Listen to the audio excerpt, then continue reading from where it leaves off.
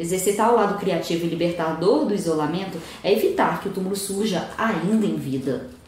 Ah, é porque existem pessoas que estão vivas, mas estão mortas. Poxa, por que tem solidão?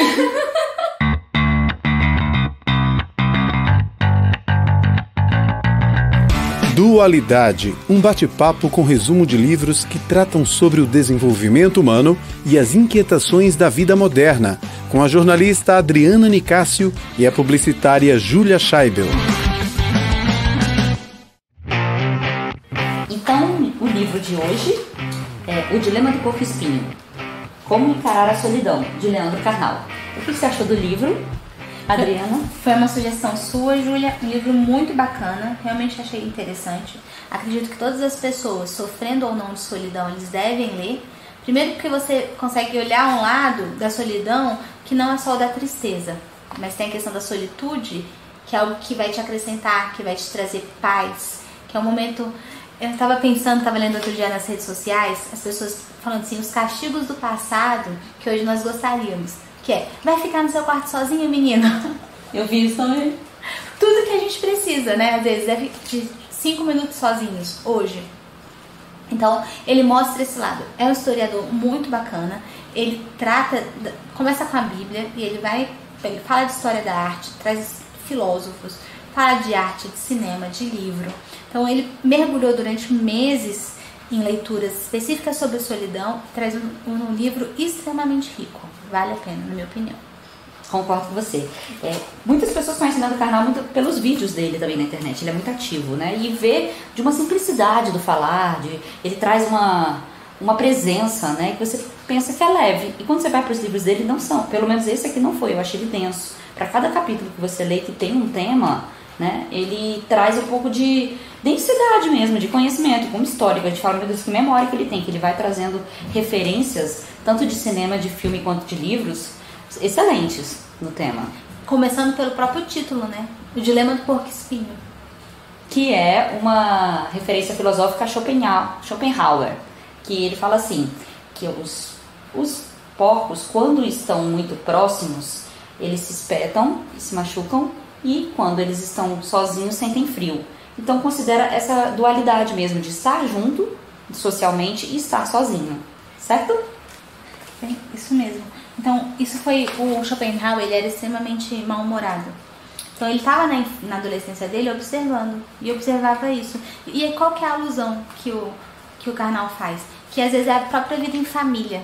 Você gosta da sua família, você pode amar a sua família, mas como ela te desnuda, como quando você está em família, você perde toda a máscara e eles também perdem todo o pudor em falar o que querem e o que não querem, às vezes nos incomoda, nos ataca. Mas picuinhas, né, de família, vamos dizer assim. Isso. Então, o porco-espinho seria isso. O espinho é quando você está perto do outro e o outro te afeta de alguma forma, te incomoda. Mas longe, como somos seres gregários, como estamos numa sociedade para estar juntos, quando a gente está separado a gente sofre, quando a gente está junto a gente tem que lidar com o outro. E ao lidar com o outro, a gente sente aquele espinho, sente aquela estocada, né? Tem que lidar com a gente mesmo. Tem que lidar estar com o outro é também se desnudar. Então estar consigo mesmo no outro também é uma referência difícil, né, de lidar. Então, ele lembra, já na introdução, depois ele vai ter um capítulo só sobre isso, ele fala que o pior castigo, por exemplo, na penitenciária é a solitária. E às vezes uma mãe, quando quer castigar um filho, fala, vou te deixar sozinha no quarto. Por quê? Porque a gente não quer ficar só. Então vamos pensar um pouco no que pode ter de positivo na solidão. E aí ele também traz a questão que o mundo de hoje, né, você vê com tantas cidades, que a gente hoje em dia, bem menos rural e muito mais uma complexidade de civilização mesmo, de tantas pessoas. A gente está tendo muita questão de solidão. E ele fala que foi até criado um Ministério da Solidão. Ah, é verdade, a Inglaterra, né, com a Theresa May, ela criou o Ministério da Solidão na Inglaterra. Como é que a gente precisou criar um ministério, vamos dizer, uma questão pública, para estudar e analisar? Porque tem pessoas de idades, assim, que são, assim, os idosos, né, ele fala da questão dos idosos também na solidão. Então, é preciso avaliar como é que a gente está, a gente com uma população de 7 bilhões e ao mesmo tempo estamos vivendo sós. E como lidar com isso, né? Ele fala da questão positiva, a gente vai entrar aqui no livro, na questão da solidão que contempla, na questão da solidão que cria, mas também a gente vai entrar numa solidão vingativa, uma solidão de dor, que é essa questão que a gente precisa analisar como lidar, como viver entre essa visão de estar junto e de estar sozinho, certo? Uhum. E aí, vamos indo. Então, no capítulo 1, que não é bom que o homem esteja só, ele já começa com a Bíblia. E ele fala uma coisa engraçada, machista, viu, carnal? Eu sei que você vai ficar chateado com isso. Que foi o primeiro recall da criação, foi Eva. Por quê? Adão. Não. O recall. O recall foi com a criação de Eva. Porque Deus criou todos os seres impares e só Adão criou sozinho. E aí ele pensou, não é bom que o homem esteja só. E foi lá e criou Eva. Não foi Adão que reclamou da solidão, mas Deus quis dar uma companhia. E essa companhia, ela é uma companhia diferente o suficiente para que não seja o narciso do Adão, que ele não se veja projetado ele no espelho, e igual o suficiente como ser humano para que você tenha o diálogo. Então, a criação de Eva é justamente para trazer o diálogo, para ser companheira de Adão.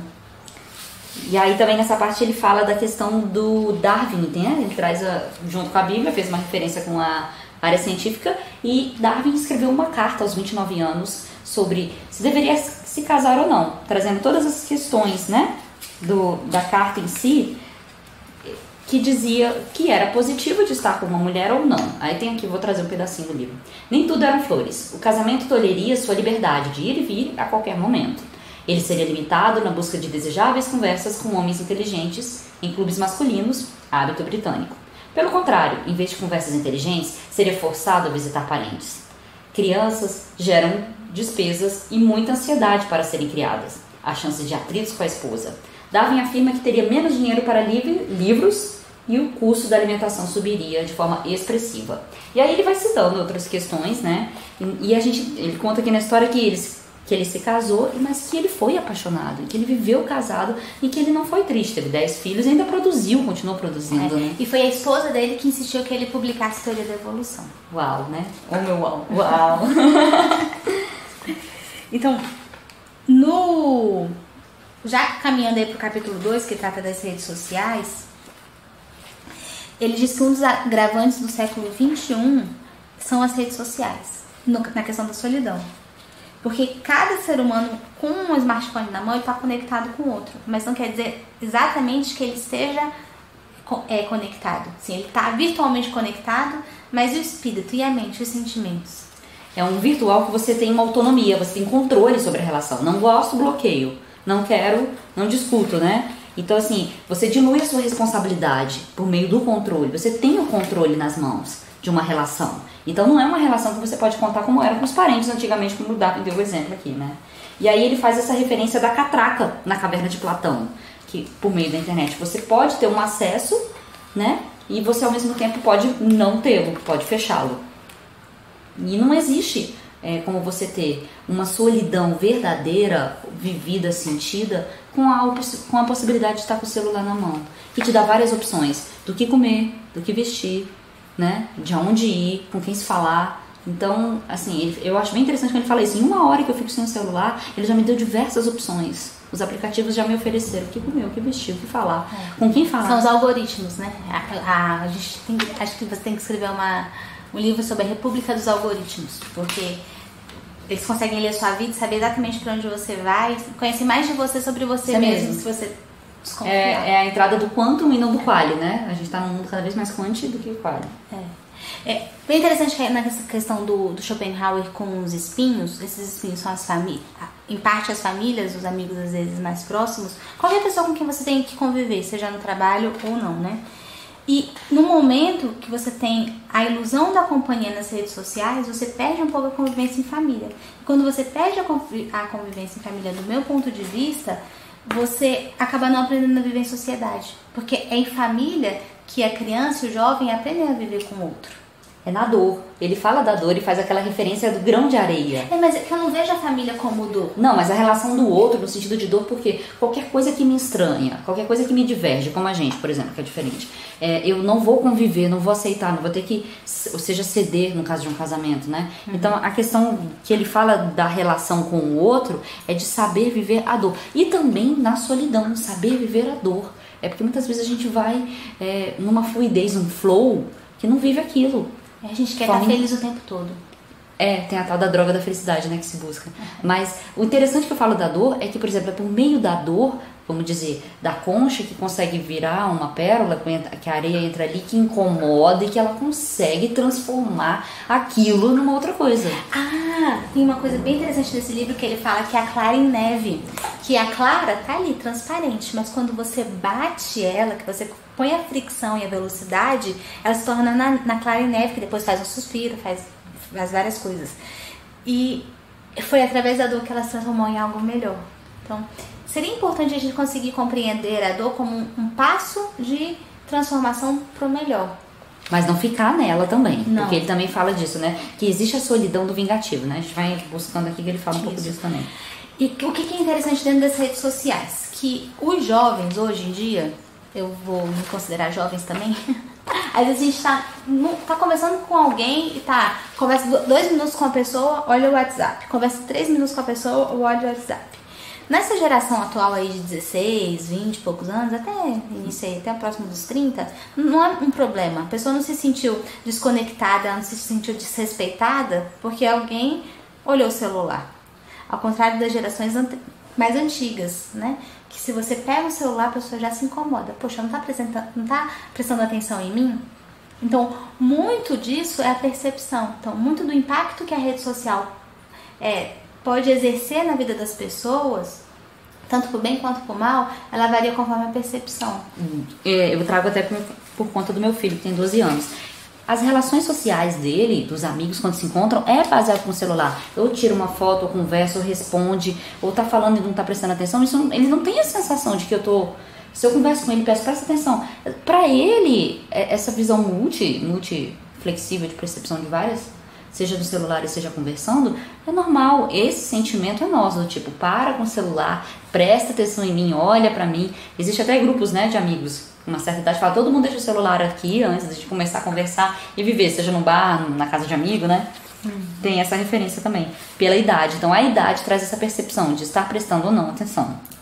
Agora, o que eu achei bem bacana é que ele fala que as rupturas geracionais, elas são muito fortes no século XXI. Porque no século XXI, onde tudo aconteceu, de repente você teve uma internet, você conseguiu quebrar todos os tipos de barreiras, né? Você saiu de se você for pensar, as grandes mudanças, elas foram acontecendo aos poucos ao longo dos últimos séculos. E o século XXI, ele traz diferenças. Então, alguém com 90 anos, por exemplo, alguém que estava ouvindo Carmen Miranda na infância. Alguém, por exemplo, meu pai tem 74 anos. Ele, até os 40 e poucos anos, ele não tinha acesso à internet, não tinha acesso a nada. Então, era um mundo completamente novo. A velocidade, né? Tem um livro que fala muito disso da velocidade, se eu puder citar aqui, que é o Gestão do Amanhã. Ele fala muito dessa questão da velocidade. Ele fala também da questão da epidemia do suicídio, da depressão. Que mesmo a gente tendo tanta rede, tanta oportunidade, vamos dizer assim, de não estar totalmente na solidão, a gente tem uma grande epidemia de suicídio. Karnal acredita que em algum momento as redes sociais elas podem responder o que Schopenhauer queria com o dilema do porco-espinho. Por quê? Porque você tem a proximidade, mas não se aproxima. Então, a sua proximidade está a um dedo de você. Se você quer colocar uma foto, tem 130 curtidas, 300 curtidas, você está feliz que você é uma pessoa popular, uma pessoa que engaja. Mas, se alguém vem conversar com você sobre algo que não te agrada, você também está a um dedo de bloquear. Então, foi o que você falou lá atrás, né? Você, é como se tivesse colocado essa catraca na caverna de Platão. Então, se você tem essa autonomia para dizer com quem conversa, de que forma como conversa e de que forma que bloqueia, porque qual que é o problema hoje em dia na relação das pessoas normais? Tem aquela pessoa chata que você tem que aguentar. O que é o chato? O chato é aquele que te retira da solidão sem lhe oferecer companhia. Eu achei incrível isso também. Eu fiquei pensando em quantos chatos existem na vida. Pois é. Então, se você tá de cara a cara com o chato, você é obrigada a lidar com ele. Mas se ele tá na internet, você vai lá e bloqueia e pronto. Então, uma vez que você faz isso, que você bloqueia, que você tem toda essa autonomia, a rede social hoje seria a resposta para o dilema. Então, você tem uma aproximação, mas que não te afeta, não te agride, te dá calor necessário. É uma superficialidade, você também não é o eu totalmente. Eu acho interessante a gente já trazer essa questão da depressão, do que está acontecendo agora, que o Whindersson colocou no Twitter dizendo que ele tá com depressão, não sei se você viu, e ele é um cara extremamente risonho. Nossa, o Whindersson é o do YouTube, né? É, e ele era super alegre, sempre o tempo todo bastante sociável. Então, assim, que a gente vê que a depressão e o que se mostra lá fora nem sempre é a realidade. Então é preciso de trabalhar essa essência da gente, né? Que é o viver totalmente. Ele até fala dessa questão que também não estamos vivendo, né? Então eu acho bem legal essas análises filosóficas que ele traz também. É um historiador, tem muito conteúdo denso, mas tem umas visões filosóficas bem interessantes. Quando você nas redes sociais, você tem um controle remoto da vida na mão. Só se aproxima de você quem você quer. Da forma como você quer. Você aparece do jeito que você quer. Então você pode vender toda a ilusão. Eu posso mudar de sexo nas redes sociais que ninguém vai saber que eu não sou uma mulher, que eu sou um homem. Você sabia que teve uma menina que fez durante um mês várias fotos e botava fundos diferentes e roupas diferentes e fingiu que viajou o mundo inteiro e ela não saiu do lugar, do quarto dela? Não, tem gente que faz isso com exercício. Tira uma sessão de fotos durante o dia inteiro com 15 roupas diferentes e parece que a pessoa Tava malhando. Então, como é o mundo da fantasia, um mundo que você cria o que você quiser, ele, em tese, deveria ser a resposta para o dilema do porco-espinho do Schopenhauer. Mas ele não é. E ele não é por quê? Porque ele é superficial. Uhum. É a história lá de Santo Agostinho que a gente leu no livro Na Política para Não Ser Idiota, né? Que Cortella lembra do você não pode matar a fome com pão pintado. Então as redes sociais, por mais que elas prometam e que elas te ofereçam o que você precisa ter para ser feliz, que é estar rodeado de 1 milhão de amigos, você acaba sozinho. Então, por isso a depressão, porque você não está vivendo, convivendo. Não é o viver de verdade, né? E a questão também que eu acho interessante é do controle. A gente quer ter controle. Você entende que o ser humano ele busca esse controle. Mas é aceitando o não controle da vida que a gente vive e é feliz. Porque se a gente quer o controle na mão pra estar com alguém ou não estar com alguém, postar algo ou não postar algo, entendeu? Mandar um oi, um áudio. Quantas vezes a gente manda um áudio e a pessoa vai ouvir depois de 2, 3 dias? Eu tenho amigos bem mais jovens que eu, né? E assim, de 20 e pouco, você vê que manda uma vez muito depois que ele vai ler, ouvir e tal. Então, são relações distintas mesmo, são jeitos de agir diferentes. Mas o que acontece? Por meio das redes sociais, isso inclui o WhatsApp, isso inclui coisa no seu smartphone, você tem um controle. E a vida não tem controle, né? Tem um caso bem interessante que ele conta de uma pessoa que ela trabalhava, era uma moradora de Barranco Alto, que era bem longe. Para ela trabalhar, ela tinha que sair de casa, pegava mais de 1 hora de moto para ir para outro município para poder fazer o trabalho. Quando colocaram a internet em Barranco Alto, ela começou a fazer todo o trabalho dentro de casa.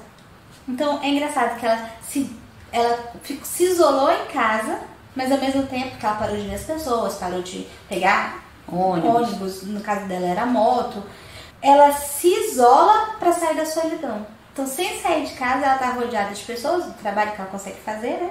Então, vencemos a solidão, ficamos mais sozinhos em meio à rede? Essa é a grande pergunta, né? Então, na rede social, a gente está mais sozinho ou a gente venceu a solidão? Eu não vou responder porque eu vou falar que é mais sozinho ou venceu. Porque a solidão, ela tem que ser vivida. E ela tem que ser vivida de forma a chegar, a sentir a dor, a viver. Eu gosto muito da referência que ele traz à solidão, de várias vertentes de solidão, que depende de como você as vive. Exatamente, é a percepção.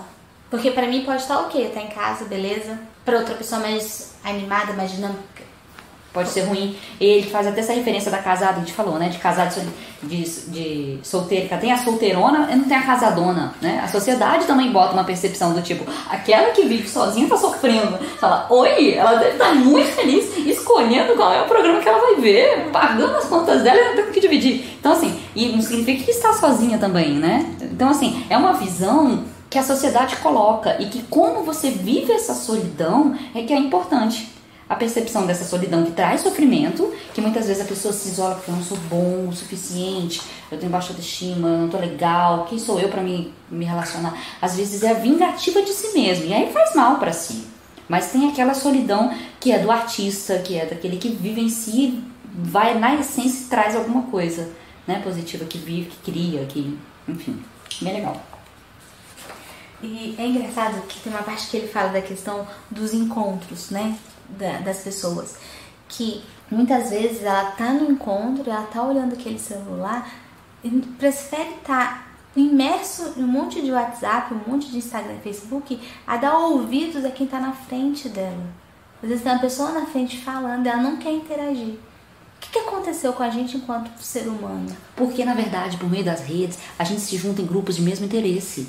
Eu não tô com uma pessoa diferente, isso não é uma comunidade. Eu tenho a impressão que o celular, ele me reflete. Porque sou eu conversando comigo mesmo. É o narciso, extremamente narciso que a gente cria, né? Então, assim, por exemplo, quando ele fala isso no livro, eu achei super interessante. Grupos de interesse não são comunidade. Por quê? Porque a gente não vai viver sempre... A gente participa de grupos do Facebook, que são interesses em comuns, né? Tem lá, eu participo do grupo de mulheres que viajam sozinha. Então, eu participo do... Sei lá, está participando do grupo de podcasts. São pessoas que estão falando de um conteúdo específico. Você não vai ter divergências. Você vai ter ideias, opiniões, sugestões. Agora, vai viver o atrito disso. Conviver com a diferença mesmo, né? Aí é outra história. Pois é como se tivesse milhares de opções, mas dentro das opções que a gente tem, a gente só quer aquela que nos reafirma. Estamos virando especialistas em nós mesmos. Que é o efeito bolha social. Eu me junto em grupos iguais e essa experiência de estar com iguais não me leva ao diferente. E quando eu vejo um diferente, eu me assusto. Por quê? Porque eu não fui criado para viver o diferente. Você não aceita. Eu não vivi, eu não criei, não tive educação para isso, né?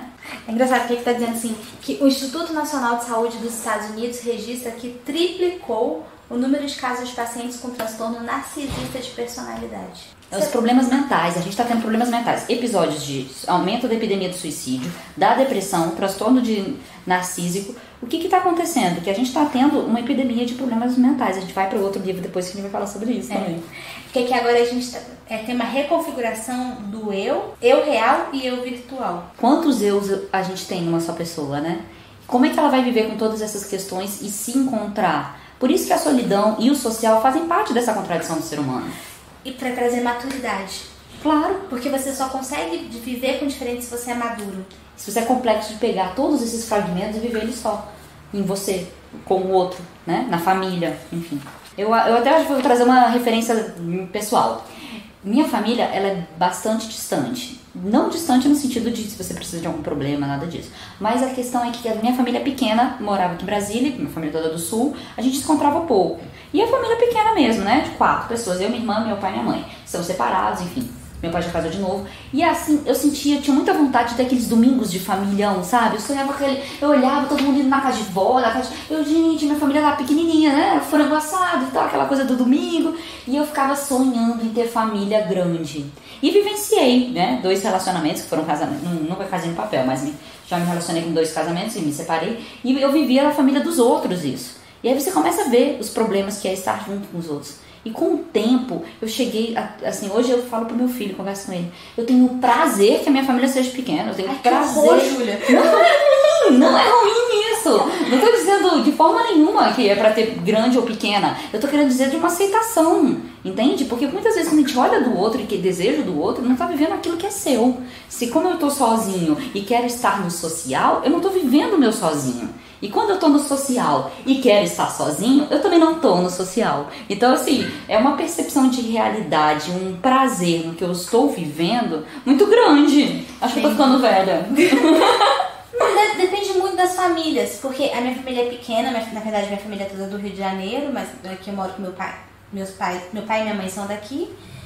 Na verdade meu pai é carioca, minha mãe é paraense, né? Tenho 2 irmãos e a família é exatamente isso. Só que a família do meu marido é muito grande. E aí o final de semana que a gente vai pra lá... Não vou falar nada, então... Não vou mais falar nada.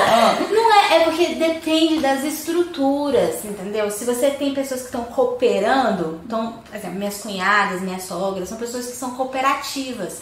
Elas estão sempre procurando o melhor, são pessoas magnânimas, de uma certa forma. Então, aí junta... Ouve esse podcast, viu? Marido, eu gostei, hein? Elogio. Então, assim, são pessoas que estão querendo sempre resolver conflitos. Eles não são criadores de problemas. Eles solucionam conflitos. Então, aí junta meus pais, junta todo mundo, então você tá sempre em festa. Até quando as crianças brigam, de alguma forma a gente consegue resolver. Não estou falando que é perfeito, que todo mundo tem suas dificuldades, né? Já dizia, se não me engano, Caetano, que cada um sabe a dor e a beleza de ser o que é. Cada um sabe a dor e a delícia de ser o que é. Então, tem uma parte bem interessante aqui do livro que ele fala sobre a solidão. Não, essa questão para pontuar só da família é isso, que eu acredito que existem... Não vejo a família como sendo sempre um espinho. Um problema. Não é só aquela visão de que não importa retrato, né? Não consigo ver. Porque se você tá disposto a pôr a mão na massa, se você tá disposto a viver em família e perceber que ali são as pessoas que mais te amam, que são as pessoas que mais querem estar com você, e que os problemas são justamente por esse excesso de amor, a gente consegue crescer e caminhar junto. Ah, que lindo, esse excesso de amor eu gostei, é verdade. Mas assim, tem que... Enfim, não vamos entrar nessa questão de família, senão a gente vai mudar a questão do livro aqui. Aí eu vou voltar para a questão da solidão interativa. Que ele diz assim, que nós podemos passar horas na internet e sermos incapazes de ter uma única relação com o ser humano. Então, talvez seja isso que nos traga a solidão. Porque por mais que você tenha a sensação de pertencimento em relação à internet, ela não te devolve nada. Porque é como se você estivesse beijando o espelho. Bem, a rede social e o mundo líquido, a gente tem muito o que conversar. Por isso que eu acho legal o nosso podcast ter esse objetivo de desenvolvimento humano, mais inquietações da vida moderna. Porque a gente não tem como só falar de desenvolvimento, de psicologia, entendeu? Filosofia, porque filosofia também permeia os dois, mas, por exemplo, de PNL, como você ser melhor, se você olhar o outro lado, que é o mundo que está acontecendo. Não é? A gente vai ler Bauman, Vamos junto, vamos crescer aí bastante. O objetivo é isso. Então, a questão é importante lembrar que a solidão não é sinônimo de estar sozinho e que a companhia não se funde com a ideia de estar acompanhado. E aí eu também quero trazer um pouco da visão de homem e mulher que eles falam, que eu acho bem legal. Podemos ir pro 4º capítulo? Não, você vai pular o terceiro? Não, eu só vou de pular, né? A segunda vez não. Não vou pular o terceiro, não. Tá, vou esperar. Eu acho que eu gostei do 4º. Vamos no terceiro, primeiro que fala de solidão, solitude e livros. Então tá.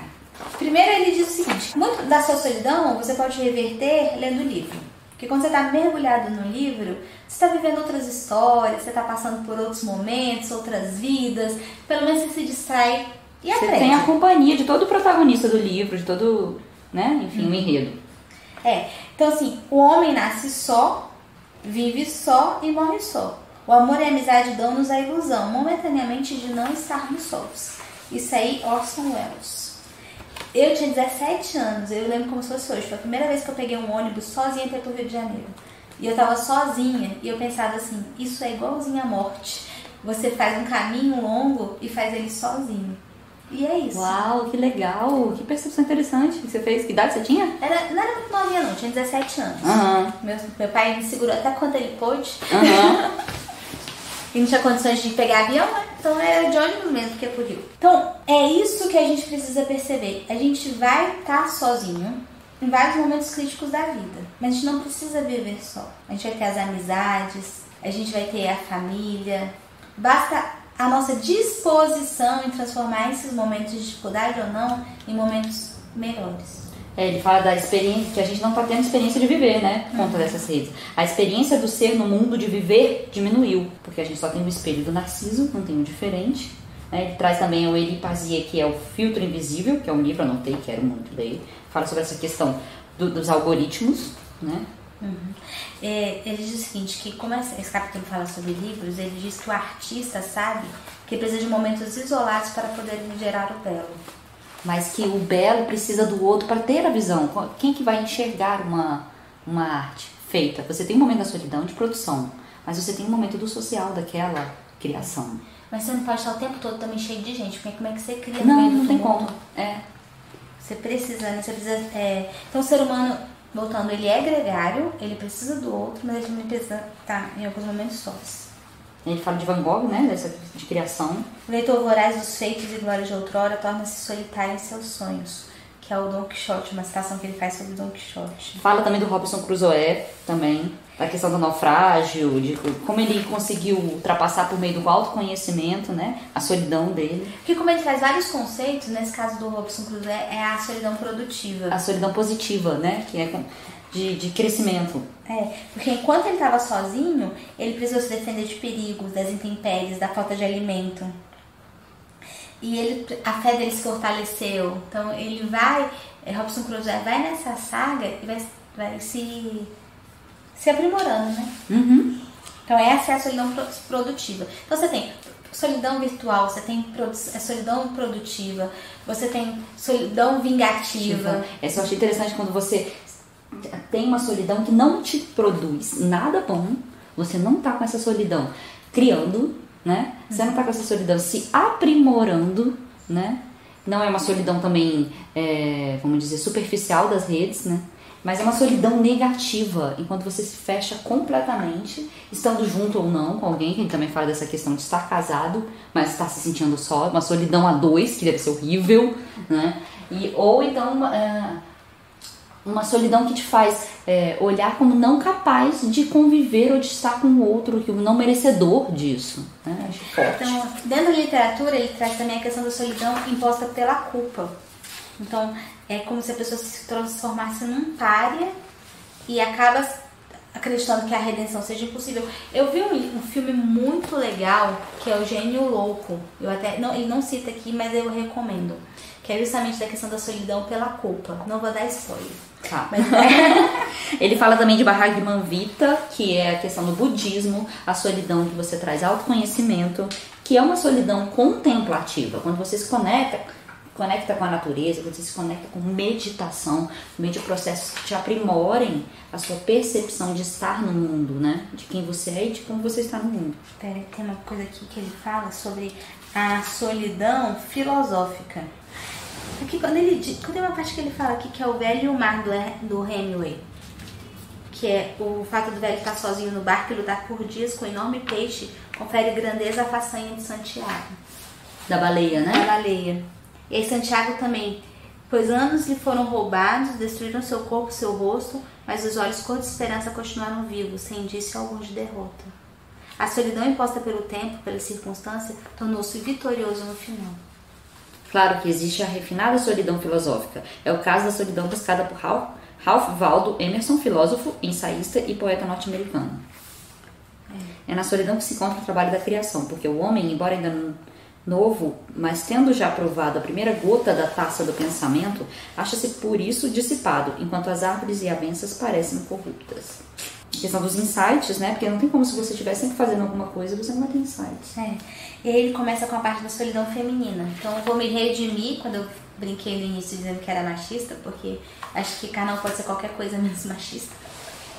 E é muito angustiante esse capítulo, porque ele traz a questão da solidão feminina na literatura e diversos exemplos de como as mulheres, elas eram tratadas, né? Assim, então a mulher vai ser a dona do lar, então ela é obrigada a cuidar dos filhos, ela não trabalha fora, ela não tem a parceria do companheiro. Depende do marido pra tudo. Pra tudo, ela cria aquelas crianças, de repente aquelas crianças elas crescem, o sentido da vida dela some quando as crianças vão embora, você tem o síndrome do ninho vazio e ninguém tá preocupado com essa mulher. Aí eu vou trazer uma referência que ele fala que os homens faziam produção técnica, etc. E as mulheres tinham que ter a substituição da ação pelo amor. Entende? Os homens agiam, os homens trabalhavam, ou produziam, ou escreviam.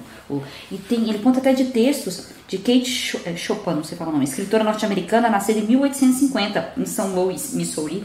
Teve 6 filhos e somente passou a escrever após a morte do marido. Quando ela ficou viúva. Por ser mulher, é impressionante frisar que a sua produção literária ficou esquecida de 1850, quando ela começou, até 1960. Então a mulher que produzia não podia produzir, tinha que ser substituída pelo amor de cuidar dos filhos e de estar em casa, né? Era a visão da época. E posteriormente à criação desses 5, 10, 20 filhos, ela tinha a sensação do síndrome do ninho vazio, de que eles iam embora, né? E existe esse sentimento até hoje. Eu acho que a gente tem que trabalhar para que a gente crie filhos autônomos. Eu sou muito a favor dessa visão, de que a gente tem que trabalhar para filhos que voem, porque existem pessoas que sejam pais, mães, que criam filhos inseguros para estarem consigo e não terem essa sensação em momento algum, porque não querem perder o sentido de vida delas, que é essa criação. Mas aí vai se dar mal. Mas eu tô dando um exemplo de solidão e do medo de viver a solidão. Mas essa pessoa que faz isso, ela vai se dar muito mal. Claro que a gente sabe que o filho fraco, né, vai estar embaixo da asa dela o tempo todo, ela vai ter que ter essa condição de cuidar o tempo todo, né? Você vê aí que existe até uma referência hoje no mundo, que são os filhos cangurus. Tem 30 anos e estão morando ainda. Já teve até um Globo Repórter sobre isso também, os filhos cangurus. Que tem projetos de vida, às vezes até de estudar mais, crescer mais, enfim. Não estou dizendo só negativo, não, dessa referência. Mas vale também pensar que síndrome do ninho vazio é algo que tem que ser trabalhado no casal. Ele também fala de uma frase interessante. Quando os filhos nascem, ou é um estresse no casal, ou é o fim. Né? Tem uma parte do livro que ele fala disso também. Tá no capítulo 6 também. Então, no caso da mulher, ninguém pensaria em perguntar se ela era feliz durante essa criação dos filhos, né? E quando você tem a saída dos filhos de casa, que você tem a síndrome do ninho vazio, aí ele coloca assim, que a juventude escapara pela janela dos anos e dera luz à velhice estéril e isolada, sem perspectiva alguma. Nossa, isso me doeu tanto, fiquei tão triste. Porque ele fala da Virginia Woolf, que pra mim foi uma mulher espetacular e que, enfim, teve um fim trágico. E é isso, porque você às vezes você se dedica tanto àquele laço, se dedica tanto a fazer as coisas da melhor forma possível, de repente você é abandonado, você chega na velhice sozinho. Ou porque você educou mal, ou porque as pessoas têm personalidades diferentes e elas se tornaram mais egoístas do que você poderia imaginar. Eu acho bem complicado. Porque a visão de que quando está só depois de ter vivido pela família ou para a família, né? Aqui, essa que eu estava tentando procurar essa referência da Virginia Woolf. A solidão de Virginia Woolf era mais uma solidão interior e não física. Dolorosa às vezes, mas extraordinariamente frutífera. Conta um pouco dela também, pra saber o que eu tô falando. Ela foi uma inglesa, uma escritora que... Ela era filha de historiador de uma enfermeira, então ela teve uma educação muito rica. Ela pôde estudar. Mas acabou que em um determinado momento ela sofreu um abuso, ela foi estuprada por 2 primos. Então, apesar dela ter uma cabeça muito livre, ela passou a vida inteira dela com medo, porque ela não sabia quando que essa violência poderia acontecer de novo. E no final ela acaba se suicidando. Mas foi, enfim, uma escritora muito importante. Você vê que por meio da criação, né, ela tinha uma solidão e ela conseguia, no meio da solidão, sair um pouco do... Ela considerava que a solidão ela era importantíssima para ter a produção literária dela. E aí ele vem e fala de Faulkner com o livro A Rosa for Emily. Enfim, é bem legal. A gente não vai contar todos os detalhes, porque senão... Ele fala também da Clarice Lispector, né? Que é essa questão da solidão. Eu tava buscando aqui outra parte do... Sim, minha força está na solidão. Não tenho medo nem de chuvas tempestivas, nem de grandes ventanias soltas, pois eu também sou o escuro da noite. Que é aceitar essas sombras, né? Por isso que a gente fala dessa questão de viver o social, de viver a solidão. Uma solidão que não... tá com o celular na mão é uma solidão vivida. Uma solidão que você tá com o outro sem estar com o outro não é uma solidão vivida. Você tem que sentir ela e chegar na dor do homem e ver se ela produz alguma coisa, né? Eu acho legal isso. Eu aceito a minha sombra, eu olho os meus erros, eu tô de espelho comigo mesma, em quem eu sou, porque quando eu tenho uma solidão minha com o outro, quando eu enxergo o outro em mim, é quando eu consigo me abrir de novo pro mundo, né? Isso. Então, esse capítulo, o capítulo 3, ele traz vários personagens, que são personagens que a gente pode imitar, que a gente pode fugir deles, todos pra dar uma certa clareada nas ambiguidades do ser humano. E uns a gente reconhece, outros a gente evita. Então, é realmente um capítulo bem interessante. Não temos o que a gente não se reconhece, mas conhecemos para conhecer o outro dentro da gente. Pode ser. As dualidade. Vamos lá. Seu capítulo que você gosta? Deus da Solidão? Uhum. vamos lá, é meu? Será que eu gosto dele? Vou pensar, vou ver se eu decido isso. Não, você que não eu posso quer- mudar de opinião, não posso? Você não tinha pulado pra ele? Ele Pulei. fala sobre o ermitão, fajantão. É, porque aí tá, esse Deus que lá na frente falou que tinha que ter um outro que era ele depois agora vai valorizar o ermitão, né? Ele fala, a dualidade da Bíblia, né? Eu acho ótimo, vamos lá. Essa é a questão do cristianismo. Porque tem no cristianismo, ele fala do cristianismo, do islamismo e do judaísmo. Só no cristianismo você tem aquela figura da pessoa se isolar para ir viver uma vida isolada da sociedade. E aí eu lembrei da Lucilena Galvão, da Nova Acrópole, que ela diz o seguinte, que até esses ermitões eles precisavam ser produtivos. Eles se isolavam, geravam conhecimento e traziam conhecimento para poder dissipar. Porque tem que ter o retorno, né? Eu também adoro a Lucilena. Estou até na Nova Acrópole fazendo aula de filosofia. E assim, o que acontece? Uma solidão em que você vai, vive lá fora, vive esse momento fechado, fora do social, você precisa depois levar aquilo que você produziu. Porque é muito mais fácil ser ermitão, tá? Convenhamos, que a gente falou de família. Não tendo uma família da Adriana na sua vida, entendeu? Não tendo a família que soluciona os seus problemas, gente. Ela é a pura solução. Não tem problema. Tô brincando. Eu não quero dizer que ela seja motivo pra me afastar dela. Não, ok. Não, mas eu quero uma dessa, sabe? Hashtag fica a dica. Não tendo a família da Adriana na sua vida, você tem que voltar pro social. Depois desse seu tempo de solidão, nesse tempo de produção. Até Jesus Cristo foi pro deserto. Ele fala, né? Do deserto vamos solidão. E aí, depois ele volta. Vamos lá. O Buda também ficou lá embaixo da árvore um tempão, ok? E depois ele passa os seus ensinamentos. Então, assim, ser ermitão e estar naquele momento é doloroso. Você passa pelos suas sombras, pelo seu diabo, pelas suas tentações de você mesmo. Eu acho muito legal que ele traz essa referência também, da questão de você se questionar em audição, visão, né? Para que você possa sentir o seu coração, mas depois você tem que levar isso pro mundo, né? Você tem que de alguma forma voltar pro social. Eu achei bem legal nessa questão do ermitão, quando ele fala da liberdade, que ele diz que a lógica da Bíblia é muito interessante, porque você testa a sua fé o tempo todo. Porque a fé que ela não é testada, ela não é uma fé válida. Porque crer quando tudo tá fácil, é fácil, né? E aí ele lembra da questão do episódio de Jó, que enquanto ele adorava Deus, o diabo dizia que ele era justamente adorava a Deus porque a vida dele estava fácil. Então Deus tirou tudo, tirou saúde, tirou riqueza, tirou família, e ainda assim Jó creu. Acreditou mesmo diante de um deserto em sua vida. E aí depois ele acaba sendo recompensado, porque o deserto ele é metafórico, como sinal de crescimento na fé.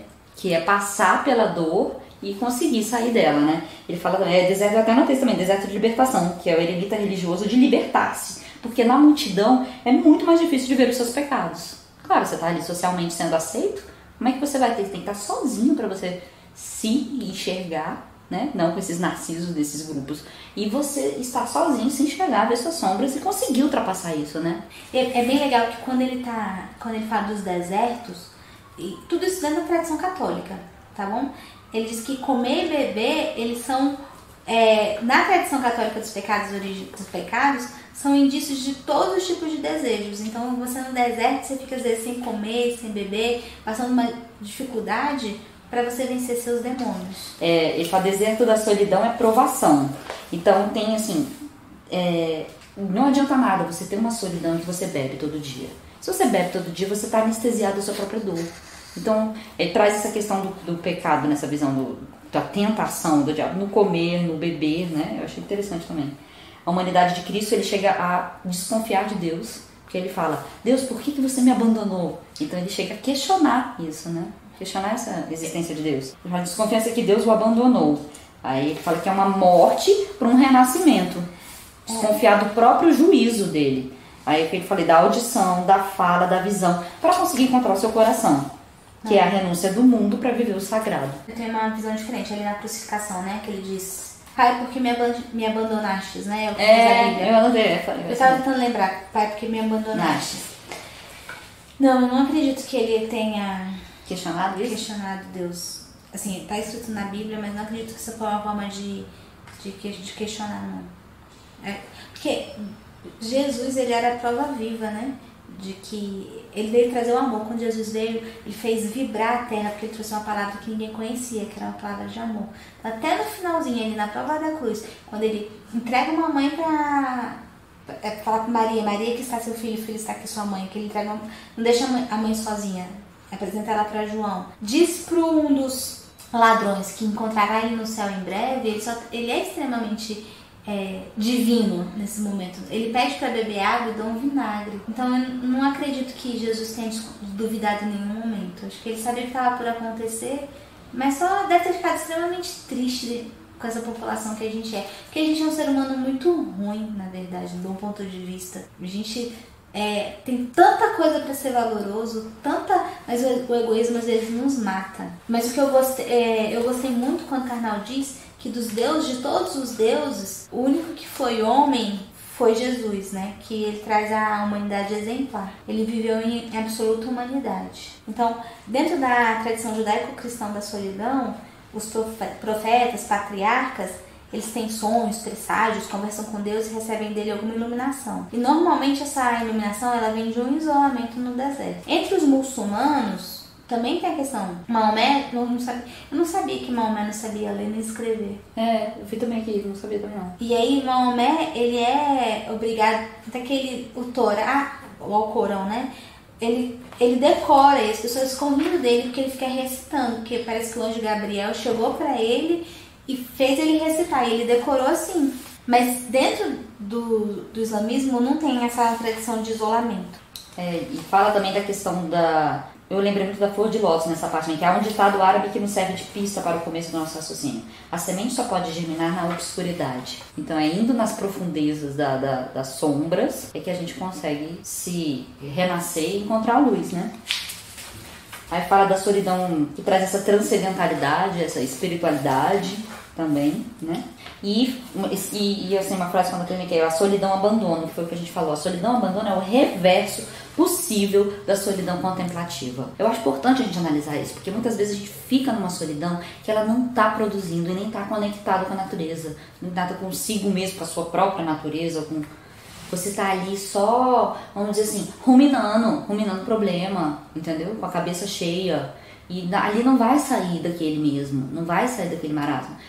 Porque é preciso, vamos dizer, chegar na dor para sair uma produção. Por isso que eu falo muito isso até pro meu filho, né? Que ele tá novo, e eu falo, filho, vamos trocar um pouco o consumir por produzir. O que você está produzindo? Vamos produzir alguma coisa. Porque às vezes a gente tá na dor, escrever uma poesia. Se a gente tá num momento, qualquer que seja, que você puder botar pro papel, seja que você tá pensando alguma coisa, ou desenho, você tem que produzir de alguma forma para sair. Só consumir. Rede social é consumir do outro, entendeu? Então assim, vale a pena você pensar em como produzir, né? E se às vezes você tá numa solidão, abandono, você não consegue produzir nada para poder sair daquilo de você e você voltar pro social. É bem interessante isso. E diz que a solidão, ela meio que fundou as maiores religiões e práticas religiosas, com Buda, Jesus, Maomé. E tem a imagem do solitário, que aí vem o capítulo 5, né? Que arte e cinema em busca de isolamento imagético. Eu li esse capítulo todo pela madrugada, então muito desses filmes eu já tinha visto, então foi bem interessante. Foi um capítulo que eu passei rápido por ele. E ele traz algumas questões. Tem uma parte de filme, mas uma coisa que me interessou foi a questão de Magritte, que ele disse o seguinte, que Magritte ele pintou um cachimbo e embaixo escreveu, isso não é um cachimbo. Então se não é um cachimbo, é a representação, é um símbolo de um cachimbo. Considerando que o que se escreve também não é um cachimbo, em quem que você acredita? Na representação ou na letra? É semiótica total isso aí, né? Lembrei Percy, lembrei do professor Yazbek, se ele ouvir esse podcast da gente. Totalmente, que se a representação é mais importante do que o próprio produto, né? Então, e não é um cachimbo, porque era uma pintura. Era uma pintura. Então, e aí, enfim, aí ele vai desenvolver toda a questão da solidão dentro das artes, no cinema. Diz da obra, né? Mudamos a obra e eu a cada reencontro, né? A gente falando de imagem. Ele também citou aqui, que eu achei interessante, a autora Olivia Lang, no livro A Cidade Solitária. A autora nos diz os temas de Warhol. Invariavelmente ela abordava a proximidade e a distância entre as pessoas. A ideia de intimidade e estranhamento. Porque muitas vezes Um solitário, ele tem dificuldade de intimidade. E aí ele traz fala, na vida pessoal foi um acumulador, traço característico das pessoas com problemas sérios de intimidade. Porque se você acumula objetos, talvez seja uma forma de construir barreiras materiais, dentro das quais me protejo e me escondo. E as redes não podem ser isso também? Uma sensação que você vai e volta? Ou a bagunça do seu quarto. Totalmente, né? Concordo também. Então, assim, uma amiga minha que me ensinou isso, Adriana, quem não arruma a cama, não arruma a vida. E é isso, quando você você arruma a sua cama, você deixa o seu quarto arrumado, você dá uma certa clareza na sua mente. Eu falo, casa é a sensação de onde você tá, você tem que se sentir em casa, né? Sentir em casa, se você tá bagunçada, ela representa aqueles seus sentimentos também, né? Fala um texto também, eu achei interessante. Um estratagema de enorme apelo à solidão, vindo de alguém cujo medo da rejeição era quase tão intenso quanto seu desejo por intimidade. Então existe esse lado dúbio, né? De me prendo e ao mesmo tempo eu desejo, né? A fala da solidão dos velhos, solidão do artista, reforça tudo isso, né? Uhum. É um capítulo bem interessante, fala da questão do pessimismo, enfim. Eu acho que é um capítulo que vale a pena as pessoas lerem. E ele lembra um artista americano, que é Hooper, que ele traz a solidão na cidade. Então ele amplifica a questão da solidão na sociedade. E um quadro dele muito conhecido é um que tá todo mundo sentado numa lanchonete e a solidão ali naquele ambiente. A solidão das pessoas que estão almoçando junto e não estão se vendo, enfim, né? Falar da melancolia. Traz outro conceito de solidão indiferente, a falta de conexão afetiva. É, totalmente. Porque se você não tem essa conexão afetiva, não adianta você estar junto. Que é o casamento, que ele fala dos casamentos de duas pessoas, que é uma solidão tão grande duas pessoas estarem juntas e não estarem se sentindo, né, felizes, que muitas vezes antes da separação você vivencia isso. Eu que vivi 2 relacionamentos, você vivencia aquela solidão. Na verdade, eu não vivi tanto essa parte da solidão, porque eu sou muito agitada, eu olhava e falava, será que eu quero pro resto da minha vida? Será que eu não quero? Como é que tá hoje? Eu penso até às vezes como uma rota meio amiga. Você tá andando na rota, de repente mudou a rota, mudou a rota, né? E a gente tem que viver essa solidão de ser a gente mesmo. Nasceu sozinho, vai morrer sozinho. E agora a gente vai entrar no capítulo que foi o melhor de todos. Que a Adriana adorou, né? Você também. Que é o capítulo 6, que fala das solitárias. E não são as mulheres solteironas, tá? As solitárias. Só pra fazer uma diferença. São as casadonas. Não são as solitárias, tá? Nem é aquele bicho que tá na minha barriga, ó, solitária de fome. Não é. Não, é outra coisa que me deixou triste, que me fez pensar muito na questão do idoso.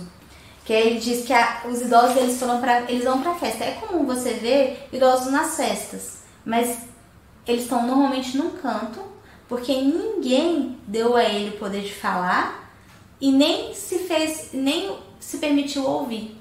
Então ele não fala porque ele não vai ser ouvido, ou porque ele simplesmente já cansou. E aí ficam pessoas com muita experiência, com uma bagagem enorme. Muito conhecimento nos cantos da festa. Com dificuldade locomotora, não imagina? Nos cantos, só olhando. Então, essa parte do idoso foi uma coisa que me deixou triste. E eu fiquei pensando que a gente realmente teria que ter políticas sociais voltadas pro idoso que está mais isolado. Eu penso até nas pessoas que, por exemplo, se aposentaram e não têm filhos. Eu conheço várias pessoas que não se casaram, se aposentaram, amigos, jornalistas mesmo, e que hoje são aposentados, não tem um dia a dia no trabalho, no social no trabalho, não tem um filho, não tem... Como é que vive essa solidão, né? Então, ele tem que partir para uma produção literária, para as artes, saber tocar um instrumento. Consertar carro, enfim, né? Tem de tudo. Tem que arranjar um hobby. Isso mesmo. Não, totalmente a favor. E nem acho que as pessoas que estão juntas não estão sentindo essa solidão, que é aquilo que a gente falou do casamento, né? Que aí ele fala, né, que a delícia de estar junto do companheirismo, com a necessidade de só haver vida em casal ou no casal. Tem que saber viver o junto e o separado, né? Tem uma parte engraçada que ele diz que hoje o casamento é o reverso do amor romântico ou do amor sertanejo. Sertanejo é dor, né? Ai. Então, às vezes, você tem uma intimidade, mas o outro não tá ali. Você tá falando, o outro não escuta. Às vezes você tá apaixonado pelo WhatsApp, mas você chegou em casa, você tem que enfrentar o outro e o outro já não te agrada mais. Então, tem muitos dilemas dentro de um casamento que esse capítulo ele aborda. E a vida... Paradoxos da vida conjugal. Vivemos numa solitária incompanhia indesejável. Jesus, gente, o mundo tá moderno. Eu gostaria de dizer que tem Netflix pra você ficar sozinho, tem outras coisas pra você fazer. Tocar brincando, tá? Não é um objetivo de pormenorizar a situação. Mas assim, a gente não precisa mais também, né, desse tipo de sentimento. Isso é muito doloroso, porque eu acho que, enfim... Mas você tem que abrir um canal de diálogo, eu acredito. Porque você também não vai viver apaixonado o tempo todo. O tempo todo. Concordo plenamente. Isso seria uma coisa ensandecida, né? Você viver como se tivesse um elevador subindo e descendo no seu coração o tempo todo. Acho que isso não existe. Mas você pode ter o companheiro, você pode ter com quem conversar, com quem trocar ideia, com quem fazer um projeto novo, com quem dividir experiências. Mas para você ter projetos novos, você tem que ter a sua autonomia, né? Sim. Então, a autonomia é indispensável para qualquer relação a dois, né? Fala muito disso também, acho legal. Ah, a questão dos filhos, que foi uma referência que eu achei interessante. Ele diz o seguinte, que os filhos e um casal saudável são sinônimo de crise. Foi o que eu falei mais cedo. É. E o sinônimo que não vai bem significa um fim. É, totalmente. Não. É totalmente, sabe por quê? Ok, que você tem 2 nenéns e tá tudo lindo e a família da Adriana é diferente, que soluciona os problemas. Ótimo, daí fica a dica. Mas quando nasce uma criança num casal, por exemplo, você deixa daquela vibe do casal, se o casal é sociável, tem que diminuir a sociabilidade pra cuidar da criança. Mas é porque você tem que abrir mão de você. É isso que as pessoas precisam entender. Não existe só o eu o tempo todo. Quando você tem um filho, você tem que abrir um pouco abrir mão de você. Não é 100% de você, é um pedacinho de você. E você vai se tornar uma pessoa melhor. Então, se você encontra alguém que consegue entender isso, o problema é que as pessoas são egoístas. Não, os planos têm que ser conjuntos também, né? Então, assim, se as pessoas conseguirem abrir mão delas, do tempo delas, do sono delas, e pensar assim, eu tô ajudando na construção de um outro ser, eu tô fazendo parte dessa vida, eu tô fazendo diferença nessa vida, é nesse sentido que eu digo. Que é dar sentido a ter um filho, que é essa convivência. Mas que há diversas situações difíceis também, a gente não tem que... Não, você tem discussão, você às vezes não tá disposta a aguentar um monte de coisa, e engole muito sapo. Não, e também você às vezes não tem maturidade para lidar com a situação, se você é muito novo, enfim, para ter um filho, etc. Eu acho que vale pensar nesse lado, porque a gente tá aprendendo junto, ser mãe e ser filho, tudo estão aprendendo junto, né, a relação. E aí, nessa parte que eu acho legal que ele coloca, que é o seguinte, que quando você tem um filho, se torna um triângulo, né? Uhum. Então, assim, uma relação a dois vira um triângulo amoroso. Sendo que a mãe, às vezes, vai gostar mais do filho. E é óbvio, né? Óbvio. Desculpa, marido. Mas é óbvio. Marido, corta agora o podcast, ouve só até aquela parte da solução dos problemas. Não, mas é óbvio que você tem um filho, seu coração é 100% dele. E aí você encaixa o outro ali, né, meio apertado. E aí quando você tem o segundo filho, você passa a ter um quadrado amoroso. Aí uma mãe se dedica a um pai se dedica ao outro, e você tem 2 casais que não são originalmente o primeiro casal. Você tem que aprender a se transformar. Isso. Concordo plenamente, tem que aprender a se transformar. Pra poder estar junto, né? Por isso que eu falo que muito tem que aceitar a complexidade do mundo, gente. Tem. E saber que vai ser monótono, saber que vai ser difícil, mas o importante é o que você está construindo, pra onde você está andando. E depois aceitar o síndrome do ninho vazio, porque vocês vão voltar a ser um casal quando os 2 filhos crescerem. Não, mas a gente é um casal. Não, ok. A gente larga os meninos com a sogra, tem que elogiar a sogra. Gente, esse podcast é para a família de Adriana, em casa. Gostaria de fazer uma dedicatória especial, entendeu? Mas muita família não tem esse apoio. Pois é, esse é o problema. Não é esse o problema, especificamente. Não vou entrar em situações, porque dá pra você terceirizar alguns problemas e resolver. É difícil, tem que existir rede, seja familiar, social, etc. O objetivo tem que ser em conjunto, tem que ser planejado, tem que esperar as coisas... Enfim, e tem que ter paixão e sentido. E se não tiver, tudo bem separar, entendeu? Por isso que eu já... Tudo bem também. Tudo bem, mas você vai ficar vivendo infeliz a vida inteira? Claro que não. Então, a gente tá sendo solitário, como encarar a solidão. Meu amigo, isso aqui não é um livro pra você com 7 hábitos mais eficazes pra você lidar com a solidão. Ele não tem esse nenhuma vertente de solução. O livro tem uma vertente de mostrar que existe historicamente, imageticamente, no cinema, em questões de filosofia, situações da solidão e como viver isso. É bem um caminho do meio, eu acho, que a gente tem que aprender a lidar. Se eu fosse buscar uma questão de solução, é caminho do meio, né? É budismo total. É o equilíbrio, equilíbrio em tudo. Uhum. Aí ele até fala nessa questão do idoso, olha, não há problemas em pagar por bons cuidadores, que pode ser um caminho para a solidão. Você já pensou? Porque imagina, aí ele fala, inclusive ele mostra uma pesquisa em que nem sempre é no cônjuge que é a pessoa mais próxima do idoso. Não. 80% dos idosos dizem que eles gostam mais das filhas e dos netos. E que muitas vezes é a mulher que ainda tem que ficar cuidando, né? Ainda existe essa visão machista do mundo, né? Porque se você não tem condições de você pagar por um cuidador, porque as famílias mais abastadas, elas conseguem, né? Ter um enfermeiro, 2 enfermeiros, do mesmo jeito que eles terceirizam a educação da criança, eles terceirizam o cuidado do idoso. Mas se não é assim, quem que cuida? Pois é. É a mulher que acaba cuidando. Pois é, tá vendo? É uma questão social. É uma questão social. Isso que me deixou... Nossa, eu fiquei muito triste. Eu fui lendo esse livro e gente, vamos melhorar. Não eu fui triste. me entristecendo. Que ele diz o seguinte, que a pessoa vai ficando velha e o mundo de referências formativas se vai antes de nós. Você vai olhando um álbum de fotografia e é como se você estivesse olhando praticamente um obituário. Então, o mundo acaba antes da gente, as nossas referências vão embora antes. Por isso a gente tem que se atualizar. Não estou dizendo para ficar um velho com jeito de jovem, mas a gente tem que estar inserido no mundo. Por isso que existem grupos hoje em dia de idosos, existe gente com 80 anos fazendo esporte. Você tem que estar inserido no mundo. Tem que estar inserido. Aí ele lembra de um autor, que é o Elias, que ele escreveu A Solidão dos Moribundos, e ele diz o seguinte, como ele, justamente com 80 anos, ele estava fazendo esporte, e as pessoas olhavam e falavam assim, nossa, você nessa idade ainda nada? E ele conta que ele se sentia um equilibrista. Por quê? Porque é como se ele tivesse familiarizado com a corda, tivesse ali em cima, sabendo que ele estava pisando um pé na frente do outro, né? E estava indo, que ia chegar do outro lado, mas que lá embaixo estava todo mundo esperando a hora que ele ia cair. Então ele se sente um equilibrista. Porque na vida vai vivendo isso, porque no final o que sobra pra gente, a não ser a saúde? Porque se a gente nasce e morre sozinho, o que nos sobra a não ser saúde? Volte lá no poder da ação, crie PNLs, faça sua força e mantenha a saúde, porque o que te sobra quando você dá no final da vida? E é por isso que ela tem que ser vivida num sentido. Ele até traz no começo do livro, e se você vivesse a sua vida de novo, se você tivesse o direito de fazer replay, né? Eu mudaria algumas coisas. Pois é, mas então ela é uma só, então até onde que a gente pode ir, né? A história do ser humano é a história da solidão registrada nas paredes das cavernas de Lascaux ou nas redes sociais. Tá vendo? Vai da caverna à atualidade. Totalmente.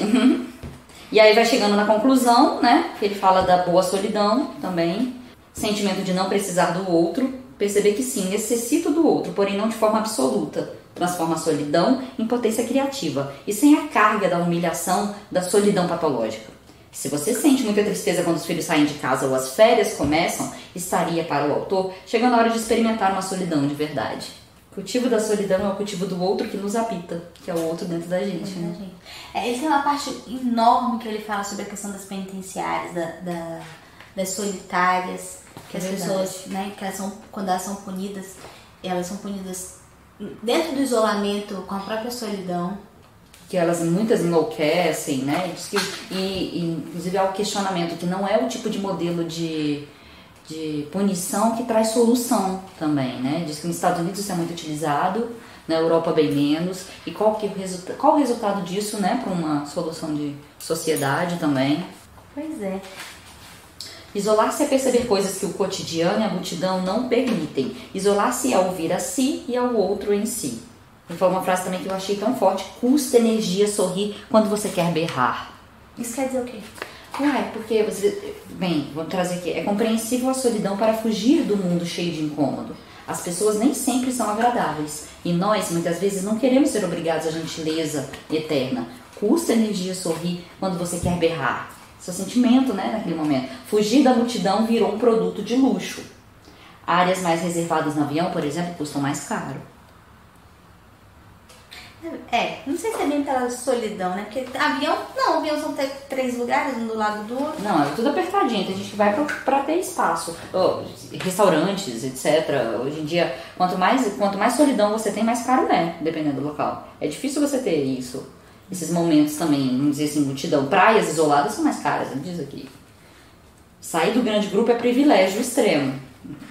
É engraçado que se você tá numa idade útil, né? Você está produzindo, está trabalhando, você está inserido nesse mundo capitalista, você quer poucos momentos de solidão e de tranquilidade. Você vai envelhecendo, vai tendo novos valores, vai tendo outras percepções da vida, ficar sozinho já é mais angustiante. Ou às vezes é mais positivo, que você deseja. Mas assim, essas pessoas aí, mais da metade da população de 70 anos na Inglaterra, que foi outro estudo que ele citou, tá morando sozinho. E muitas vezes a pessoa morre, vão descobrir isso 2, 3 dias depois. Por isso tem o Ministério da Solidão. Há uma necessidade de análise, tanto da depressão quanto de uma questão social muito grande, né? Então, na verdade, a gente tem aí essa dualidade entre estar junto e estar só, entre ser bom e estar só e quando é negativo. O quanto que as grandes cidades estão trazendo situações de questões mentais, de isolamento maior ainda do que na época rural, enfim, né? Eu acho que vale entrar assim, trazendo um finalzinho aqui, que ele fala: desconfie de quem se isola sempre. Desconfie ainda mais de quem nunca se isola. Confie pouco em quem vive conectado. A gente entrou nessa parte, eu acho que vale também de finalizar mais um pouquinho do livro, que seria: terminaremos todos solitários em um túmulo algum dia. Exercitar o lado criativo e libertador do isolamento é evitar que o túmulo surja ainda em vida. É porque existem pessoas que estão vivas, mas estão mortas. Essa foi a maior. Mas é verdade, eu vivo morto, né? Vamos dizer assim, é um solitário. Poxa, por que tem solidão? Porque tem solidões que a gente vive e que são extremamente positivas. São produtivas, são criativas. Não tem morte na solidão, nem sempre. Gente, eu vou ter crise de riso. Então, ficamos por aqui. Nosso próximo livro vai ser A Sociedade do Cansaço. Onde a gente vai dizer muito do que a gente disse no Poder da Ação, porque o filósofo coreano é completamente contra essa visão positiva. Por isso que a gente entra com inquietações. A dualidade aqui não é só da jornalista e da publicitária. A dualidade aqui é de livros também, conceitos. É legal. Então é isso. Muito obrigada.